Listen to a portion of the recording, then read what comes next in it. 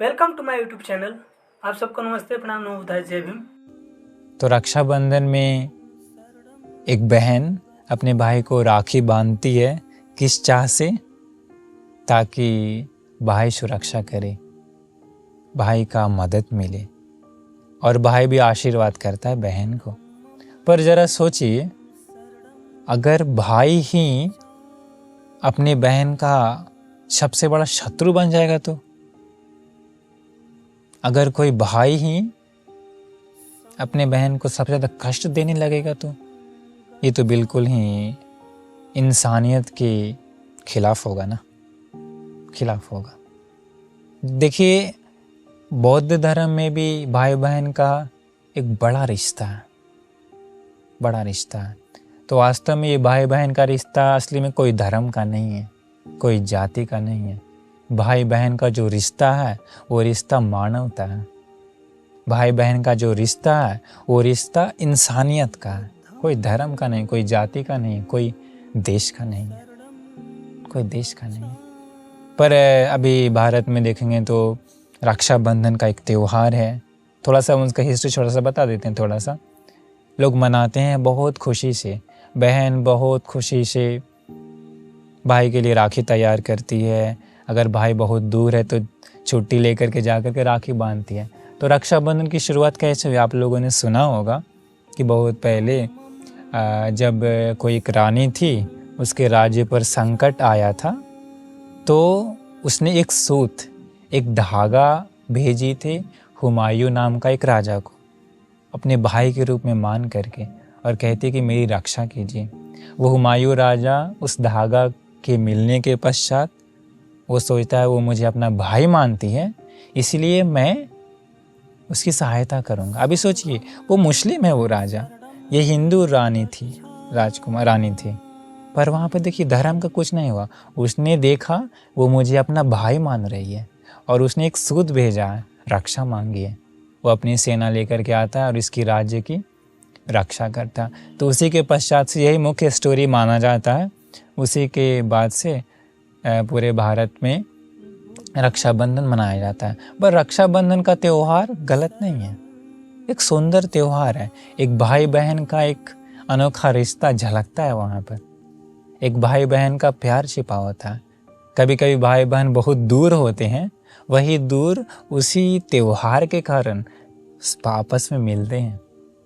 वहाँ पर एक भाई अपने बहन को सच्चे दिल से आशीर्वाद करते हैं, बहन बहुत खुशी से भाई को राखी बांधते हैं। तो अभी वो त्यौहार चलते जा रहा है, चलते जा रहा है। पर देखिए, अगर वही भाई ही सबसे बड़ा शत्रु बन जाएगा तो कैसा लगेगा? जरा ये घटना सुनिए।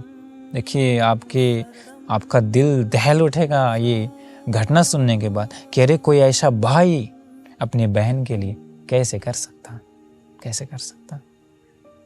ये भगवान बुद्ध के समय की बात है। सुमन नाम का एक सेठ था, श्रावस्ती में ही था। उसकी एक पत्नी भी थी। समय के साथ उसको एक बेटा मिलता है और एक बेटी मिलती है। लेकिन क्या हुआ कि उसके माँ पिताजी गुजर गए समय से पहले। गुजरते समय पिताजी कहते अपने बेटे को कि देखो, तुम बड़े हो, इसलिए अपनी छोटी बहन का ख्याल रखना, बहन बड़ी होने के बाद उसका विवाह वगैरह तुम कर देना, ऐसा बोल के चला जाता है पिताजी। इसके बाद सारा काम, सारा घर का सब कुछ का रिस्पॉन्सिबिलिटीज बड़े भाई पर आती है। बहन बड़ी होने के बाद एक अच्छा सा घर में शादी करवा देता है। समय के साथ वो स्वयं भी शादी कर लेता है। इसके बाद बहन तो चली गई अभी शादी करके दूर गांव में। लेकिन समय के साथ फिर क्या हुआ कि बहन गर्भवती होती है। गर्भवती होने के बाद अपने स्वामी से कहती है, हे स्वामी, मेरी बड़ी इच्छा है, मैं अपने भाई से काफ़ी समय से मिली ना हूँ, इसलिए सोच रही हूँ कि मैं अपने भाई के पास जाऊँगी तो अच्छा होगा। अभी वो गर्भवती थी। पति बोला ठीक है, कोई बात नहीं। पति ने रथ पर बिठा करके उसके भाई के पास ले करके आ गया। इसके बाद रख दिया, 1-2 दिन रहा। इसके बाद उसका पति कहा कि मुझे कुछ काम है, मैं चलता हूँ, तुम अपने भाई के पास आराम से रहो। भाई भी अपनी बहन को देख बड़ा खुश हुआ। रिश्ता अनोखा होता है ना, रिश्ता अनोखा होता है। इसके बाद भाई ने क्या किया, बहन गर्भवती थी तो गर्भवती को सेवा पानी देखभाल करना होता है ना, तो उसका सारा रिस्पॉन्सिबिलिटी उसका भाई अपने पत्नी को सौंप दिया कि देखो ये मेरी बहन है, पूरा ख्याल रखना चाहिए। इसके बाद वो पूरा ख्याल रखती थी, खाना देने का, ये वो सब कुछ रखती थी। हुआ क्या कि जब वो सेवा कर रही थी ना, तो उसकी बहन थी, उसके कानों में, नाक में, गर्दन में, हाथों में, पैरों में बड़ा ही कीमती आभूषण थे। हीरा जड़ित, डायमंड जड़ित आभूषण थे, बहुत सारा सोना हीरा। तो वो सोना हीरा आदि देखने के कारण क्या हुआ, इस भाई के पत्नी के दिल में लोभ आ गया उन आभूषणों के प्रति। इतना ज़्यादा लोभ आ गया, इतना ज़्यादा कि वो सोचती है ये आभूषण नहीं मिलेगा तो हम क्या खाएं, नहीं है, मुझे किसी भी तरह से ये आभूषण चाहिए। अभी वो बीमार का बहाना बना करके बेड पर गिर के अभी काफ़ी दिन बीमार हो गई, खाना भी नहीं खाती है। पति पूछता है कि क्या हुआ सुंदरी, तुझे क्या बीमार है, बताओ मुझे, क्या हुआ तुम्हें? नहीं मैं नहीं बता सकती हूँ, मैं मर जाऊंगी पर नहीं बताऊंगी। वो कहता है ऐसे कैसे, मैं तुम्हारा पति हूँ, मैं तुम्हारा स्वामी हूँ, मुझे नहीं बताओगी तो किससे बताओगी? वो कहता नहीं, मेरी इच्छा ही ऐसी है कि इस बार मैं बता भी नहीं सकती हूँ और मरना भी निश्चित है, वो इच्छा पूरा नहीं हुआ तो। पति और डर गया। वो सोची कि अगर हम अभी सीधा कहेंगे कि तुम्हारी बहन का आभूषण चाहिए तो अच्छा नहीं है ना।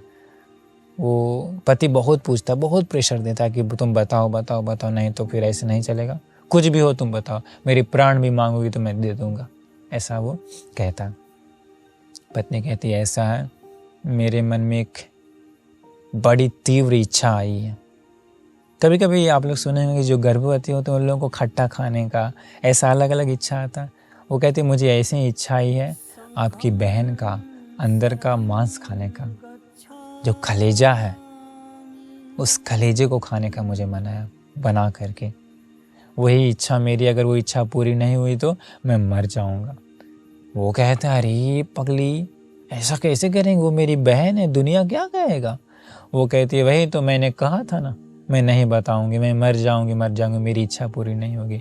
अभी पति क्या हुआ, एक स्त्री के वशीभूत हो करके स्त्री के वश में चला गया था ना। वो बोला ठीक है तुम्हारी इच्छा मैं पूरा करूंगा, क्योंकि इस दुनिया में ऐसा है कि कोई व्यक्ति किसी स्त्री के वशीभूत हो जाने के बाद, वासना के वशीभूत हो जाने के बाद, वासना नाम की अग्नि में जल जाने के बाद क्या होता है इस दुनिया में, अच्छा बुरा देख नहीं पाता इंसान। ये सही है, ये गलत है, ये धर्म है, ये अधर्म है, ये करना अच्छा, ये करना बुरा है, ये पाप है, ये पुण्य है, ये बहन है, ये माँ है, ऐसा सब भूल जाता है, अंधा हो जाता है जब उस वासना नाम की अग्नि से जल जाता है। तब उसका भाई भी उसी अग्नि से जल गया।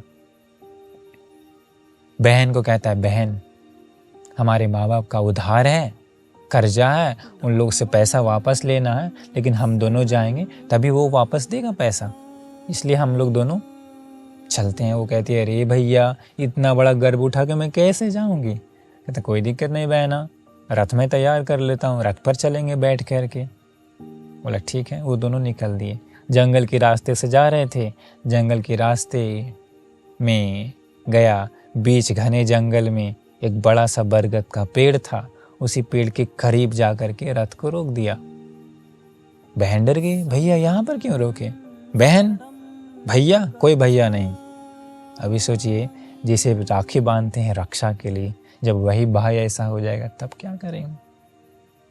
दुनिया में भी नहीं हो जाता, धन दौलत के लोभ में, जमीन के लोभ में लोग कितना बड़ा कर देता है ना। कहाँ है वहां पर प्यार, कहाँ गया रिश्ता, कहाँ गया?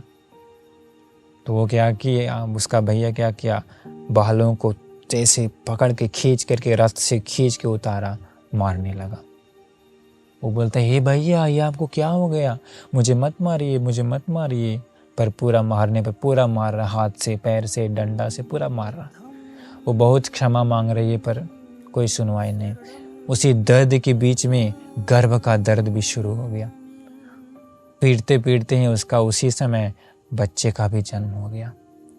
अभी वो कहती है, भैया देखिए बच्चा कितना नन्हा सा है, इस पर दया कीजिए, मुझे मत मारिए।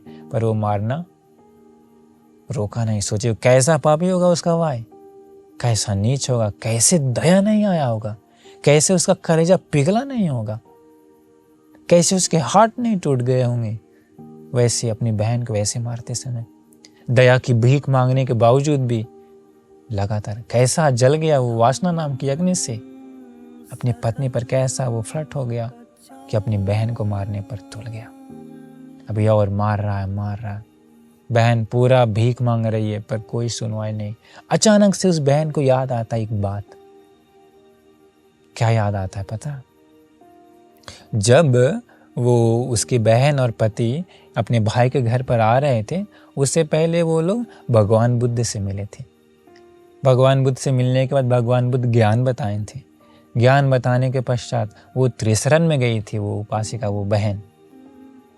और इसके बाद भगवान बुद्ध जी बताए थे कि तुम्हें जब कभी भी कोई कष्ट हो, कोई तकलीफ हो, कोई पीड़ा हो, तुम भगवान बुद्ध को श्रद्धा मन से याद करना और मैत्री फैलाना।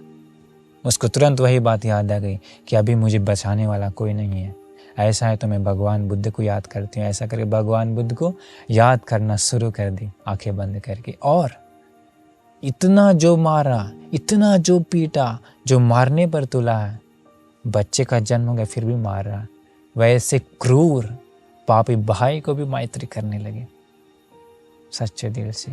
इसे के कोई कष्ट नहीं हो, इसका मंगल हो, कल्याण हो। ऐसा उसका मैत्री चित्त, उसका पवित्रता को देख बरगद के नीचे, उसी बरगद के वृक्ष में एक देवता था।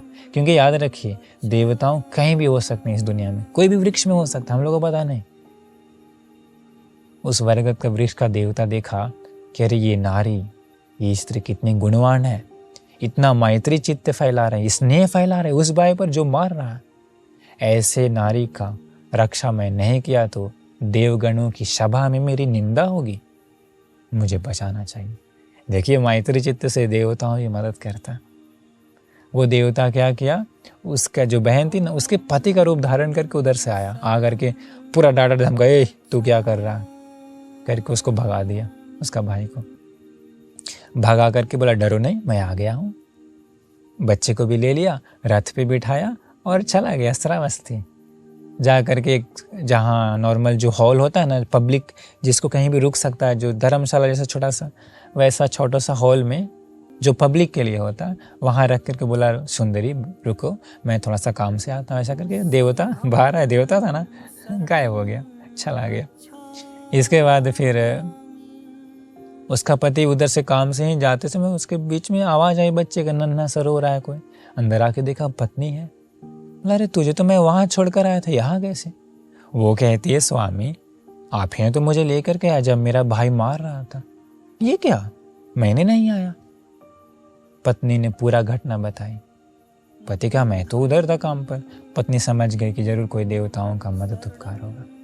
तो देखिए वहाँ पर उसके मैत्री चित्त से, स्नेह के कारण क्या हुआ, उसके बच्चे का भी सुरक्षा हुआ, उस बहन का भी सुरक्षा हो गया।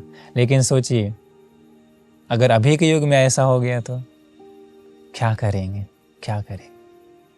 तो देखिए वहाँ पर अपना भाई ही बहन का शत्रु बन गया ना। तो अभी भी देखिए इस रक्षाबंधन के त्यौहार पर लोग बहुत खुशी से अपने बहन को प्यार भरी नज़रों से देखते हैं। बहन अपने भाई को खुशी से राखी बांधती है। लेकिन कोई पुरुष, कोई लड़का अपनी बहन को अच्छी नज़र से देखता है, लेकिन वही व्यक्ति कभी कभी दूसरे लड़कियों को बुरी नज़र से देखता है। दूसरे लड़कियों को कभी कभी इस दुनिया में कितना रेप होता है, कितना बलात्कार हो जाता है।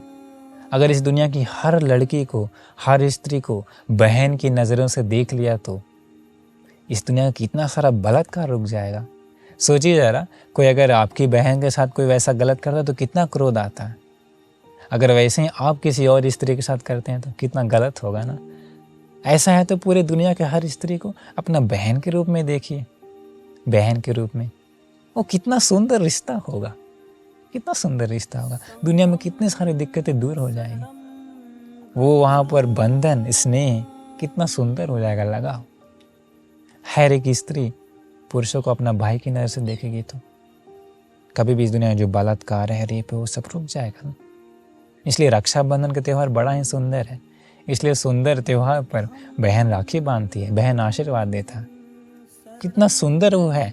बट वही सुंदरता हर स्त्री के प्रति हो गया तो, हर पुरुष के प्रति हो गया तो कितना सुंदर हो जाएगा ना। पूरा दुनिया रक्षाबंधन जैसा हो जाएगा। तो इसलिए कोशिश करिए हर एक भाई को, हर एक पुरुष को, हर एक स्त्री को बहन की नज़र से देखने के लिए, भाई की नज़र से देखने के लिए, बुरी दृष्टि से ना देखने के लिए। भाई बहन का ये सुंदर अनोखा त्यौहार है रक्षाबंधन। इसलिए हम सोचे इसके बारे में थोड़ा सा बताने के लिए